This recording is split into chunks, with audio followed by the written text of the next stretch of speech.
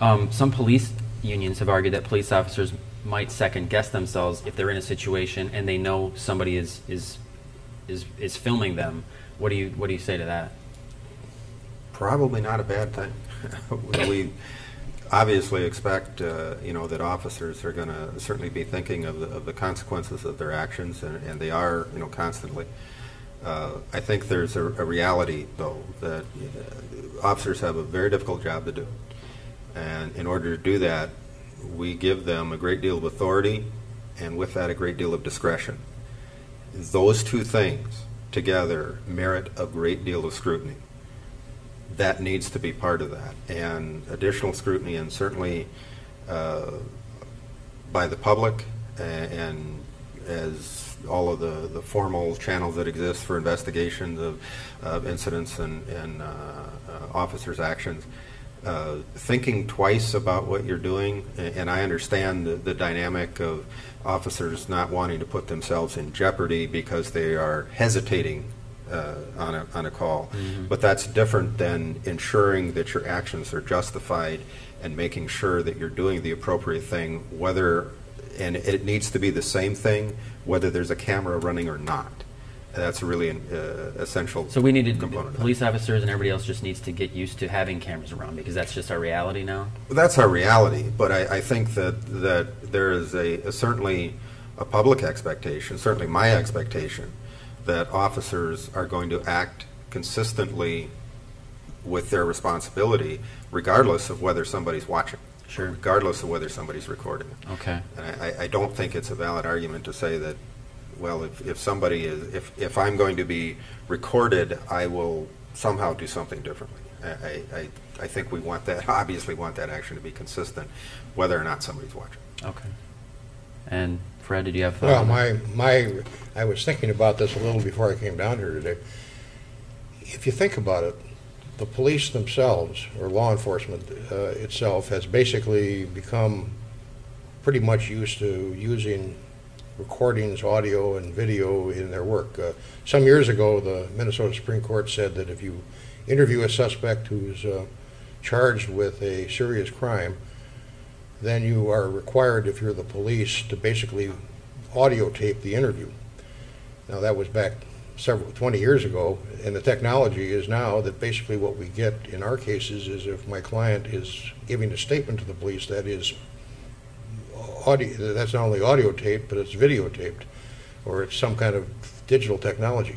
The police now basically routinely have video equipment in their squad cars.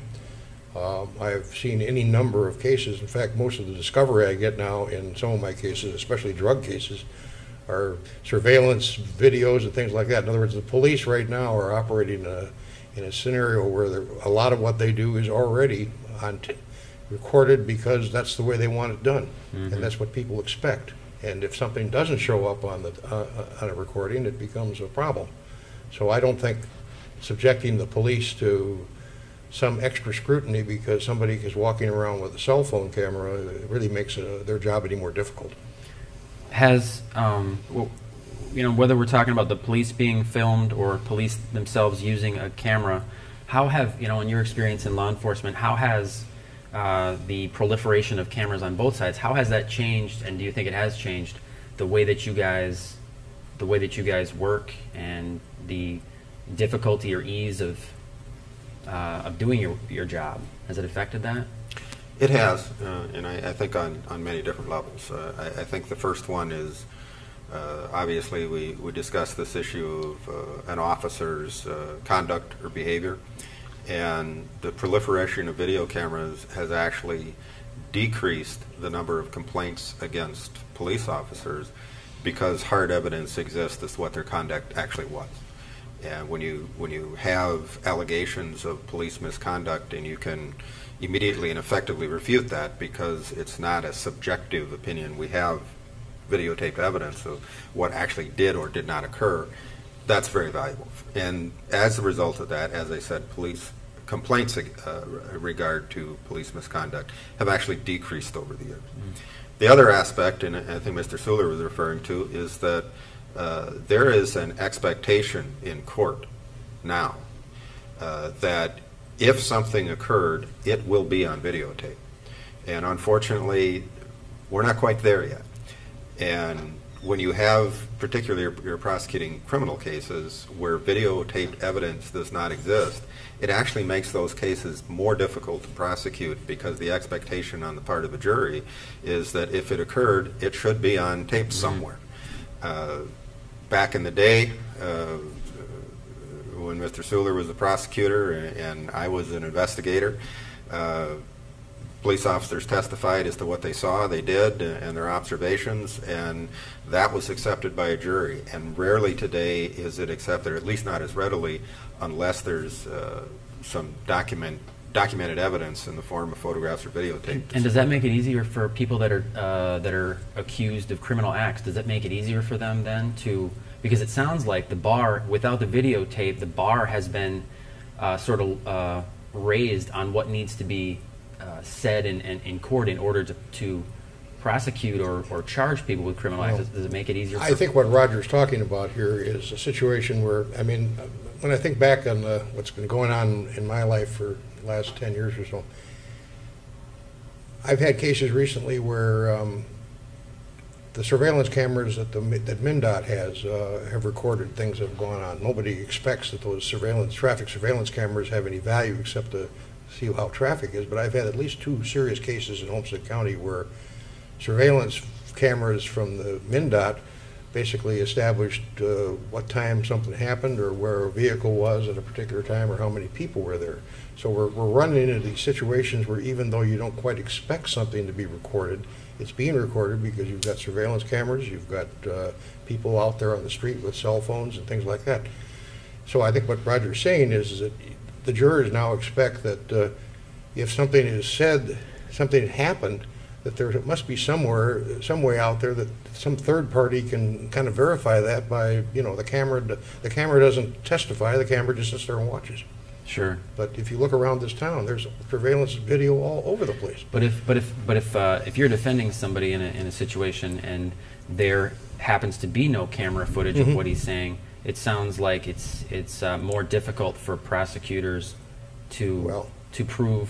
Where it used to be a police officer's word versus a potential criminal's word, it seems like that's a little bit more difficult. Well, the argument that a person in my position makes is basically that if this is what happened, where is the evidence of that happening other than the person who sits up in court and says, "I was there, I saw it."